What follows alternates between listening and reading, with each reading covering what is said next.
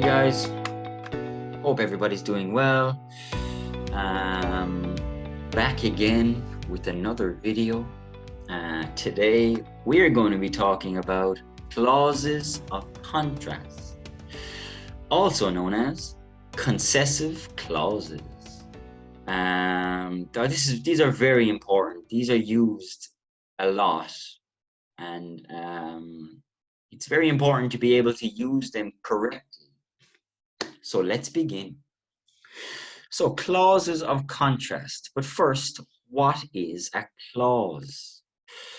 A clause is another name for a sentence which has a subject and a verb. Okay, now that's very important. Okay, it must have both.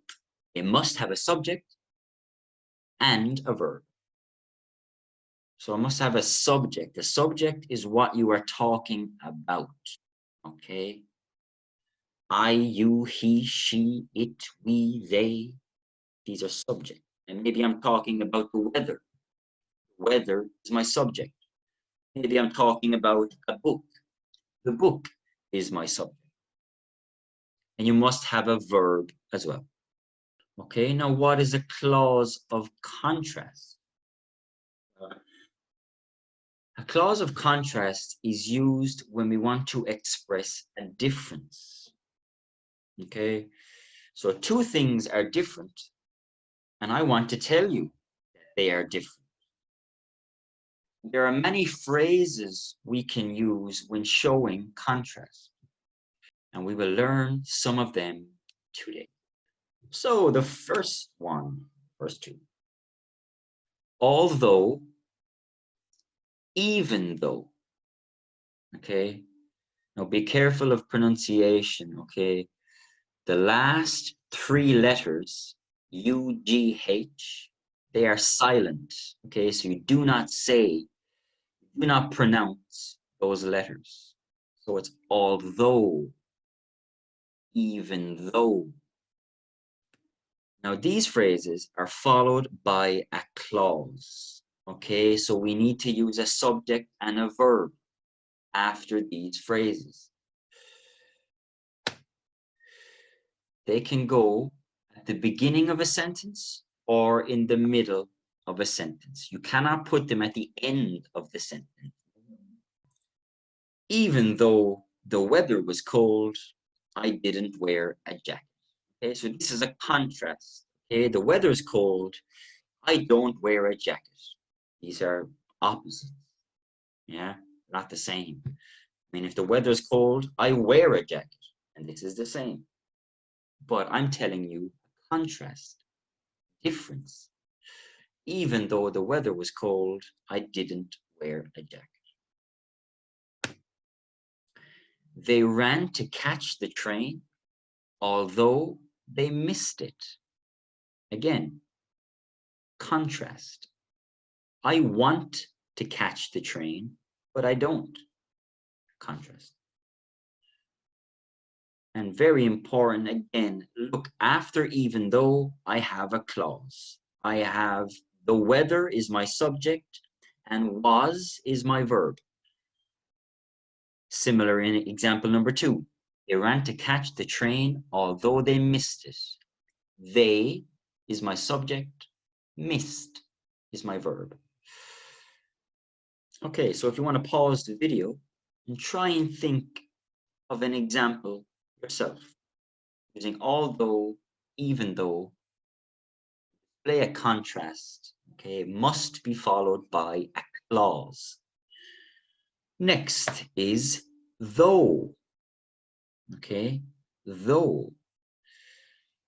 Now, though is very similar to although and even though, except it's quite informal. Okay, it's quite informal, speaking with your friends, speaking with your family, informal. Now, though can only go in the middle. Okay, you cannot put it at the start of a sentence. No, it doesn't make any sense. For example, I like Anne, though she annoys me occasionally. Yeah, it's a contrast. I like Anne, but she annoys me sometimes. There's a contrast. These are different. I like Anne, though she annoys me occasionally. Only in the middle. I love Ireland, though the weather frustrates me every now and then. Yeah, every now and then. Oh, is it a synonym of occasionally? So I think it's sometimes.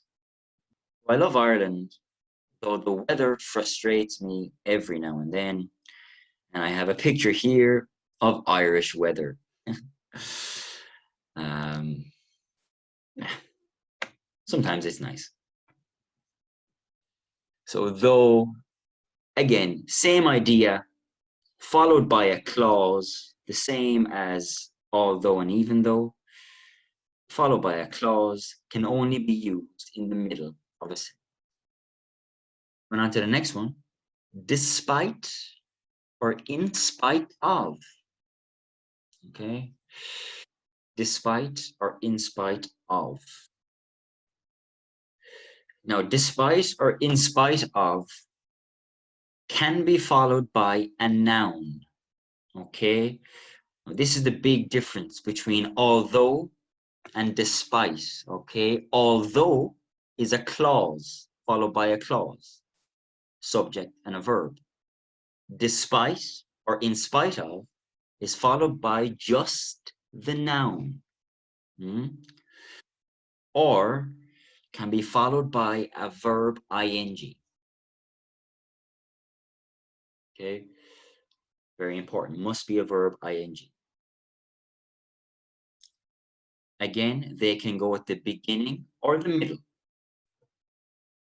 And they are interchangeable, which means it's your choice. You can use despite, you can use in spite of, is your choice. Yeah. Both mean the same, they're equal. For example, despite getting a good night's sleep, I still felt tired. Okay, so notice the verb is in ing, despite getting a good night's sleep. I still felt tired. In spite of the pain, he completed the marathon. Okay, again, notice I don't have a clause after these phrases. In the second one, in spite of the pain, this is just a noun. Yeah, the pain. No verb, just a noun. In spite of the pain, he completed the marathon. He completed the marathon despite the pain. Again, can be used in the middle of the sentence as well, but must be followed by a noun or verb ing. Coming on to the next one. Whereas. Whereas. Again, watch pronunciation, yeah. Whereas. Whereas. This is quite a common one. Again, we use whereas when we want to contrast two ideas. Same as the rest. For example, I enjoy playing football, whereas my brother enjoys reading books. Again, they're two ideas. One idea is me playing football. The other one is my brother reading books. I want to contrast both of these. I enjoy playing football, whereas my brother enjoys reading books. Square has 4 sides, whereas a triangle has 3 sides. Yeah. Just two separate ideas. Tom is interested in rock music, whereas Lisa is into pop. Again, two different ideas. Okay, so we use whereas, two different ideas we want to contrast. Okay, so here I have all of them together that we've learned today. Can you create a sentence with each one?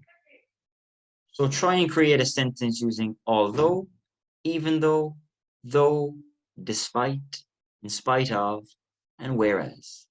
Okay, remembering after although, even though, and though must be followed by a clause.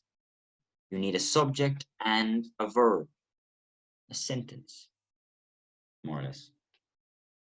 And after despite and in spite of must be followed by just the noun or a verb ing. And whereas is used to contrast two ideas. Yeah, I like rock music, whereas my friend likes pop music. Yeah, I like football, whereas my brother likes basketball. All right, guys, hope you learned a lot today. Clauses of contrast are very important to be able to use properly. So hopefully after today's class, you can use different clauses of contrast, although, even though, despite, in spite of, whereas. Hopefully you can use them correctly. Keep coming back to this video if you're not sure or you need a quick review. Yeah, enjoy the rest of your day, guys, and thank you very much. Goodbye.